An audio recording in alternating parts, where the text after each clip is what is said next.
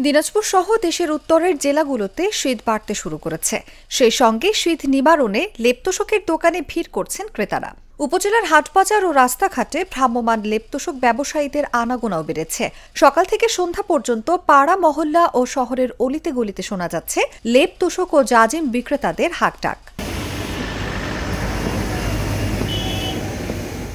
কারিগররা জানান, দিনাজপুর শহরের বিভিন্ন এলাকায় অনেকে পুরনো লেপ এনে নতুনভাবে তৈরি করে নিচ্ছেন, আবার অনেকে নতুন লেপ তোশক বানানোর অর্ডার দিচ্ছেন। ফলে গভীর রাত পর্যন্ত ব্যস্ত সময় পার করতে হচ্ছে তাদের। ক্রেতা ও দোকান মালিকরা জানায়, এবার খরচ বেড়েছে।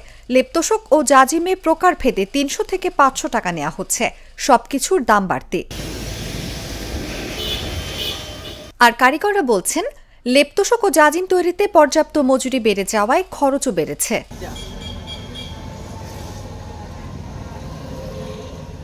শীত যতই বাড়ছে ততই জমে উঠেছে লেপ-তোশক ও জাজিমের বাজার। ক্রেতা বিক্রেতা ও কারিগরদের এই ব্যস্ততা আপাতত কমার কোনো লক্ষণ নেই। শীতপ্রবণ উত্তরাঞ্চলের মানুষের শীত নিবারণের প্রধান ভরসা তাই আবারও লেপ-তোশকই। নিউজ ডেস্ক, জাগো নিউজ।